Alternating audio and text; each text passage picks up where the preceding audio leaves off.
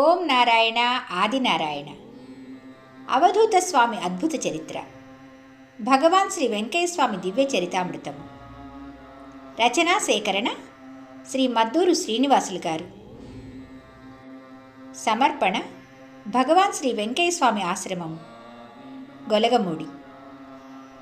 గాత్రం గంటి రేవతి. పర్యవేక్షణ మండవ రవికాంత్. అధ్యాయము 5. అవధూత లీలలు, 2వ భాగం. ఇకపోతే పెంచిలకొన అడవుల్లో తపస్సులో ఉన్న స్వామివారికి కణ్వ మహర్షి దర్శనమిచ్చి దీవించడం, తన చేతులతో స్వామివారి కళ్ళను మెల్లిగా స్పృశించడంతో కళ్ళు తెరిచి చూసేసరికి తాను అహోబిలం కొండల్లోని ఒక బిలంలో ఉన్నట్లు తెలుసుకోవడం, అక్కడున్న ఋషీశ్వరులు కూడా స్వామివారిని దీవించి ఎన్నో శక్తులను మహత్తులను స్వామివారికి ప్రసాదించడం తదితర విషయాలన్నీ కూడా ఆ తర్వాతి రోజుల్లో స్వామివారే తన భక్తులకు చెప్పడం ద్వారా లోకానికి తెలిసింది. అలా నిరంతరం భగవద్ధ్యానంతో ఉంటూ ఎంతో కాలం కఠోరమైన తపస్సును ఆచరించడం వల్లనే ఆ ఋషీశ్వరుల దీవెనలు, భగవద్ అనుగ్రహం కలిగి స్వామివారు ఎన్నెన్నో దివ్యశక్తులు పొందినారని తెలుస్తోంది. శ్రీ వెంకయ్య స్వామివారు తన చిత్తం వచ్చిన రీతిగా అడవుల్లో తిరిగే సమయంలో స్వామివారికి ఎలాంటి పాదరక్షలు కూడా ఉండేవి కావు.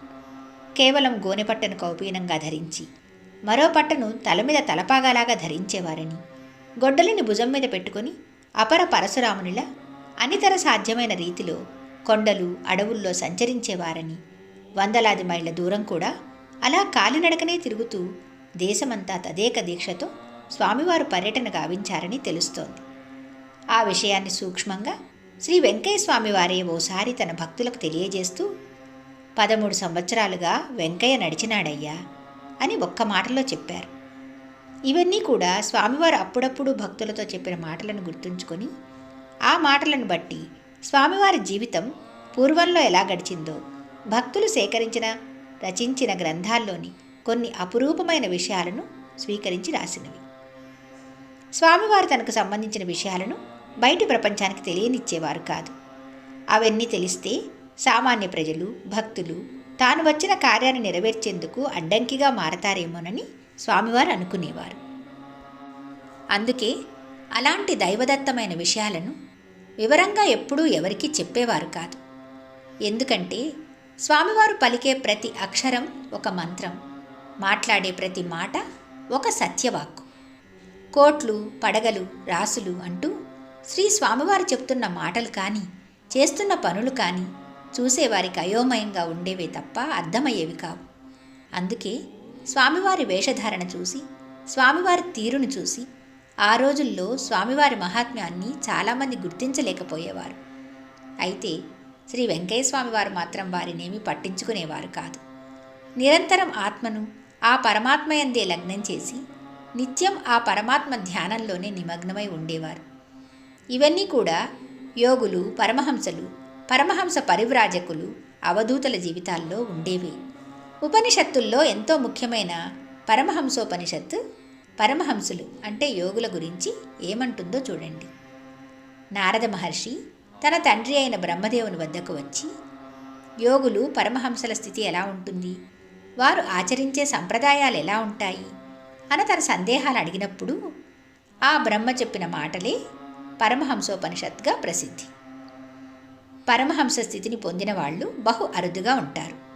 వారు అనుసరించే మార్గం చాలా కష్టతరంగా ఉంటుంది.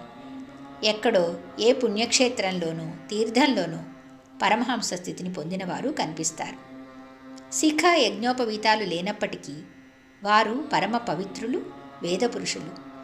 వారికి చలి, వేడి, సుఖం, దుఃఖం, మానవమానాలు వంటివేవీ ఉండవు. శబ్ద, స్పర్శ, రూప, రసగంధాదులు మనసు లేకుండా ప్రవర్తిస్తారు. గర్వం, మాత్సర్యం, ఇతరుల్ని నిందించడం, దర్పం, ద్వేషం లాంటి అరిషడ్వర్గాల్ని వారు వదిలివేస్తారు. తమ శరీరాన్ని ఒక శవంలా భావిస్తారు. ఎందుకంటే అది ఎప్పటికైనా నశించేదేగా అనే భావనలో ఉంటారు. అజ్ఞానాన్ని పోగొట్టుకున్న పరమహంస నేనే నిత్యబోధని, నేనే శాంతస్వరూపుణ్ణి, నేనే అచలుణ్ణి, అద్వయానంద విజ్ఞాన ఘనుణ్ణి కూడా నేనే అని దృఢంగా భావిస్తారు. ఆ పరబ్రహ్మ స్థానమే నా నివాసం, అదే నాకు శిఖ, యజ్ఞోపవీతం. అంతటా ఉండేది ఒకే మార్గం. తత్వాన్ని గ్రహించడం వల్ల అదే ఆ యోగికి సంధ్యావందనం అవుతుంది. అతడు కేవలం యాదృచ్ఛికంగా ఉంటాడు. ఎప్పుడూ త్యాగగుణం మీదే ఆసక్తిని పెంపొందించుకుంటూ ఉంటాడు. అంతేకాదు, ఈ యోగులెప్పుడూ తమలోని ఇంద్రియాల చలనాన్ని ఉపశమింపజేసి వాటిని తిరిగి తన ఆత్మలోనే ఉంచుకోవాలి. పరిపూర్ణానందబోధకమైన ఆ పరబ్రహ్మని నేనే అని నిత్యం భావిస్తూ ఉండాలి. ఈ విధంగా ఆచరించిన వారే పరమహంస అవుతారని ఆ ఉపనిషత్తులో ఉంది. పరమహంసుడైన సన్యాసి నిరంతరం ఆత్మధ్యానంలో ఉండాలి.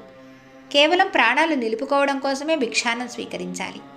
శిథిలమైన ఇళ్ళు, అరణ్యాలు, దేవాలయాలు, నదిలో ఉండే ఇసుక తిన్నెలు, పుట్టలు, పొదలు, పెద్ద పెద్ద వృక్షాలుండే ప్రదేశాలు, అగ్నిహోత్రం వెలిగే హోమశాల, కొండ గుహలు, పెద్ద చెట్టుతొర్రలు లాంటి ప్రదేశాల్లో నివసించాలి. దేనికోసమూ ప్రయత్నించక, ఎలాంటి అహంకారాన్ని పొందక సంచరిస్తూ ఉండాలి. నిరంతరం నారాయణ ధ్యానంతో ఆత్మవిచారాన్ని చేస్తుండాలి. ఇలా ఉండేవారే పరమహంసలు అంటోంది పరమహంసోపనిషత్తు. సాధారణ యోగి నుంచి హంసస్థితిలోను, ఆ తర్వాత పరమహంస స్థితి, దాని తర్వాత తురీయాతీత స్థితి, ఇవన్నీ దాటుకుని అవధూత స్థితికి చేరుకున్న భగవాన్ శ్రీ వెంకయ్య స్వామి వారి జీవితాన్ని తరచి చూస్తే ఆ మహాయోగులు, అవధూతల లక్షణాలన్నీ భగవాన్ శ్రీ వెంకయ్య స్వామి వారిలో స్పష్టంగా ఉన్నాయని ఎవరైనా ఇట్టే గ్రహించవచ్చు. పెంచులకోన అడవుల్లో అడ్డదిడ్డంగా తిరుగుతున్న రోజుల్లోనే స్వామివారు ఆత్మను సంయమనం చేసి పరమాత్మను తనలో నిలుపుకున్నారు.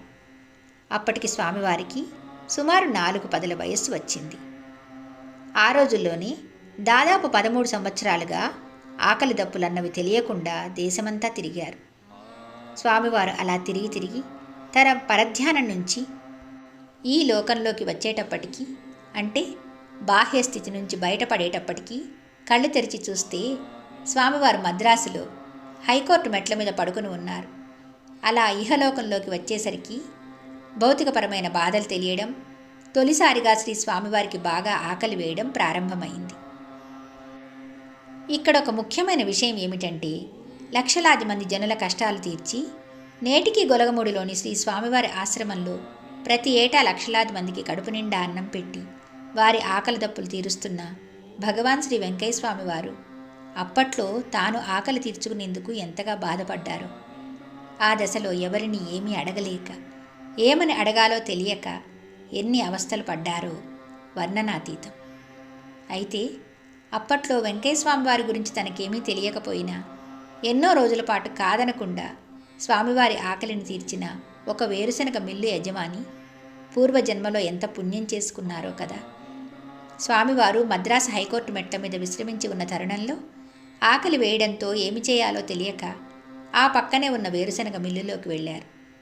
అక్కడున్న యజమాని స్వామివారి వేషధారణ చూసి ఆయనెవరో మహాయోగి అయి ఉంటారని, ఆకలితో తన వద్దకు వచ్చారని గ్రహించాడు.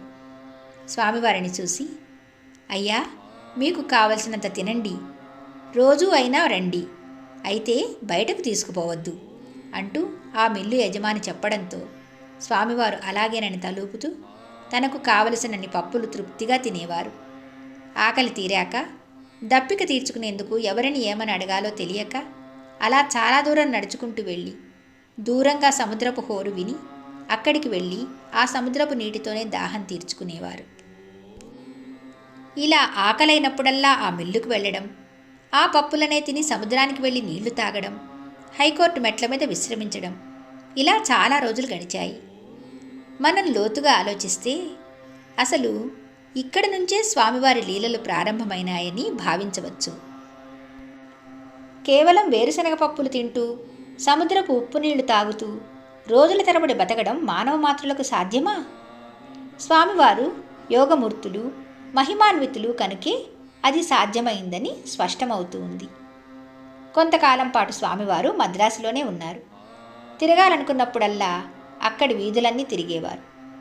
అంటే అప్పట్లో స్వామివారు ఆ ప్రాంతాల్లో తిరుగుతూ తన మహిమలతో ఎందరి కష్టాలు తీర్చారో, ఎందరెందరి కోరికలు నెరవేర్చారో ఆ వివరాలేమీ ఎవరికీ పూర్తిగా తెలియదు. అంతకుముందు దేశమంతా తిరిగే రోజుల్లో కూడా స్వామివారు ఎక్కడెక్కడ తిరిగారో, అవధూతగా ఎన్నెన్ని మహిమలు లోకానికి ప్రదర్శించారో, ఎందరికి తన అనుగ్రహాన్ని ప్రసాదించారో ఎవరికెరుక. స్వామివారు అవన్నీ గోప్యంగానే ఉంచారని అనుకోవచ్చు. అయితే మద్రాసుకు వచ్చినప్పటి నుంచి స్వామివారు ఈ ప్రపంచానికి అవధూతగానే దర్శనమిచ్చారు. స్వామివారి లీలల్లో కొన్ని అద్భుతాలు, చాలా ప్రాధాన్యత గలవి మద్రాసులోనే జరగడం కూడా ఒక విశేషం. అవధూతగా స్వామివారు మొదటిగా అక్కడ చూపిన లీలలతో పాటు స్వామివారికి సంబంధించిన మహిమల్లో అపూర్వమైనవి, అత్యంత ఆశ్చర్యకరమైనవి కొన్ని పూర్వ గ్రంథాల్లో ఉన్నాయి. ఒకరోజు స్వామివారు మద్రాసు వీధుల్లో నడుస్తూ వెళ్తుంటే అక్కడ ఓ ఇంటి బయట దూది పరుపులు కనిపించాయట. వాటిని చూసేసరికి వాటి మీద పడుకోవాలని ఒక్క క్షణం మనసులో అనిపించిందట. అంతే, స్వామివారు నేరుగా ఊరి వెలుపలకు వెళ్ళారు. దూరంగా ఎవరూ లేని చోటుకు వెళ్ళి అక్కడ నాగజముడి చెట్లను నరికి పాన్పులా పరుచుకొని ఆ ముళ్ల మీదనే తన శరీరాన్ని అటు ఇటు పొర్లిస్తుండగా ఆ దారమ్మట వెళ్తున్న వ్యక్తి ఎవరో అటుగా వస్తూ అలా ముళ్ల మీద అటు ఇటు ఇష్టం వచ్చినట్లుగా పొర్లుతున్న శ్రీ స్వామివారిని చూసి భయపడ్డాడట. అయినా బ్రహ్మజముడు ముళ్ల మీద పడుకుని అటు ఇటు దొర్లడం అంటే మాటలా? ఆ వ్యక్తి గబగబా స్వామివారి వద్దకు వచ్చి, అయ్యా, ఇదేమిటి ముళ్ల మీద పొర్లుతున్నారు? ముళ్ళు గుచ్చుకోవడం లేదా? మీరు మానవ మాతృలాగా కనిపించడం లేదే అన్నాడట. అప్పుడు ఆ వ్యక్తిని గమనించిన స్వామివారు భయపడుతున్నట్లుగా లేచి, అయ్యా, ఈ మనసు ఈ శరీరానికి పట్టుపరుపులు కావాలని కోరింది. అందుకే ఈ పరుపు ఏర్పాటు చేసిన. ఇప్పుడు దీని తిక్క కుదిరింది అన్నారట. ఆ వ్యక్తి భయపడుతూనే వీపు మీద ఎన్ని ముళ్ళు గుచ్చుకున్నాయో కదా అని వీపు వైపు చూస్తే స్వామివారికి ఒక్క ముళ్ళు కూడా గుచ్చుకున్న ఛాయలేమీ కనిపించలేదట. ఆ వింతను గ్రహించడంతోనే ఆ వ్యక్తి ఈ అద్భుతాన్ని అందరికీ చెప్పాలని వీధుల్లోకి పరుగు తీయడంతో ఇక అక్కడ ఉండడం మంచిది కాదనుకుని స్వామివారు ఆ ప్రాంతాన్ని వదిలి దూరంగా వెళ్ళిపోయారట. ఇది స్వామివారు మద్రాసులో అక్కడ ప్రదర్శించిన తొలి లీల అనుకోవచ్చు. ఈ అధ్యాయంలోని మిగిలిన విషయాలను తరువాయి భాగంలో చెప్పుకుందాము. భగవాన్ శ్రీ శ్రీ శ్రీ గొలగముడి వెంకయ్యస్వామి మహారాజుకి జై. ఓం నారాయణ. ఆదినారాయణ.